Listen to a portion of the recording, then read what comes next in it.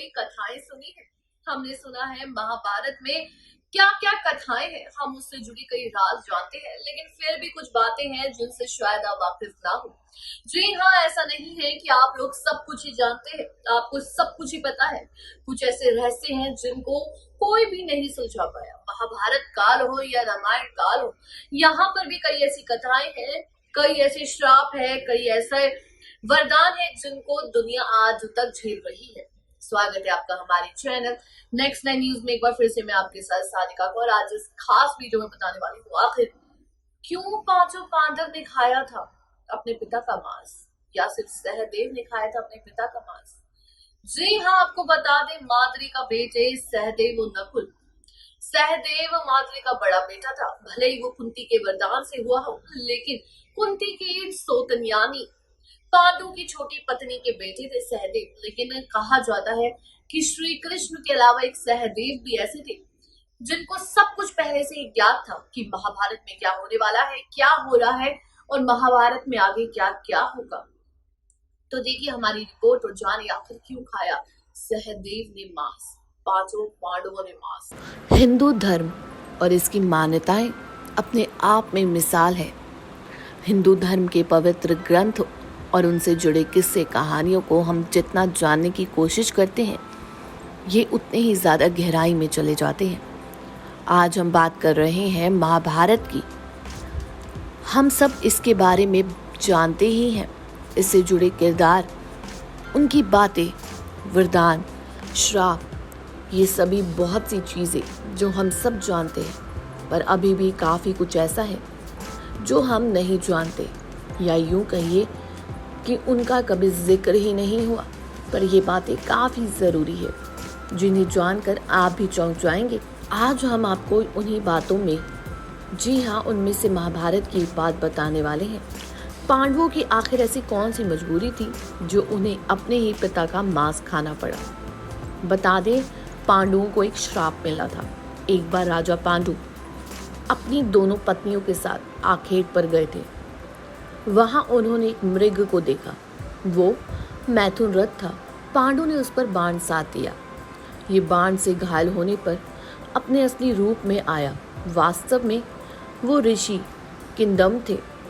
उन्होंने क्रोधवश अपने अंतिम समय में राजा को श्राप दिया कि जिस प्रकार मैथुन रथ अवस्था में तूने मुझे मृत्यु को सौंपा है, उसी प्रकार जब भी तुम इस अवस्था में होगे, तुम भी मृत्यु को प्राप्त हो जाओगे।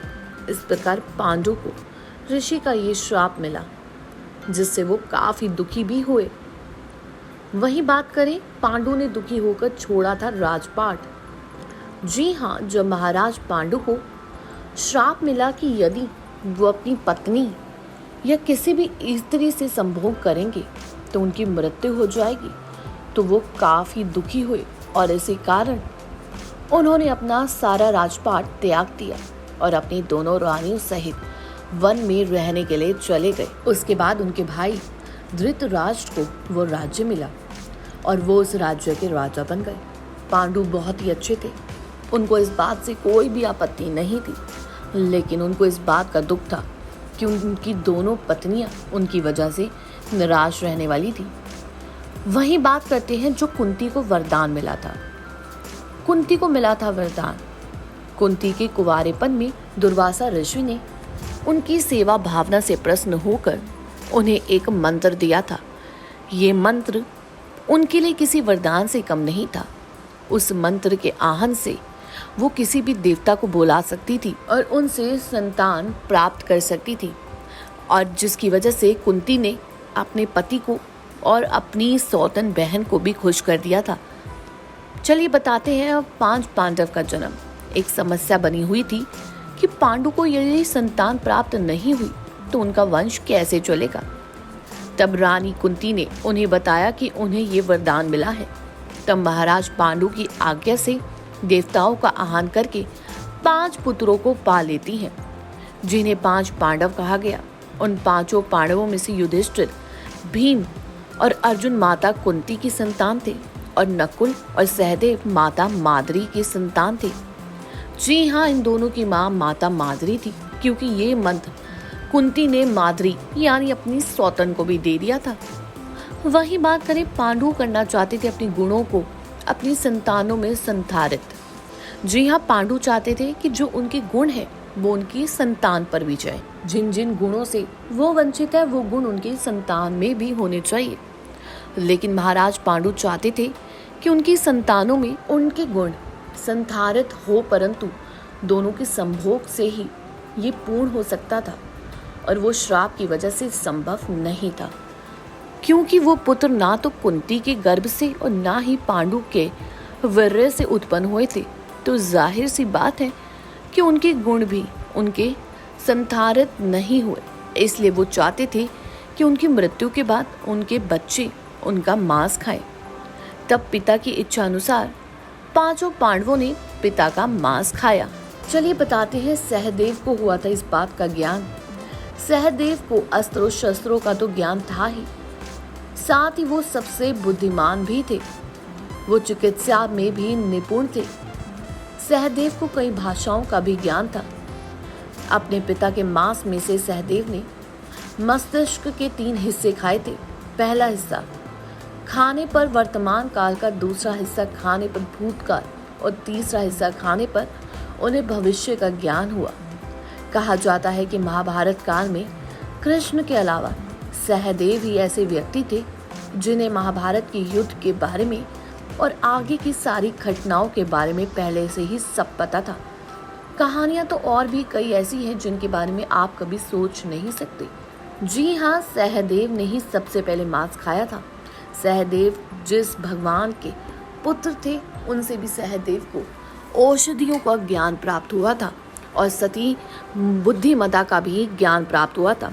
इस कारण भी सहदेव को अपने पिता का मस्तिष्क खाने में बिल्कुल भी संकोच नहीं हुआ। कहा जाता है सहदेव हर चीज जानते थे।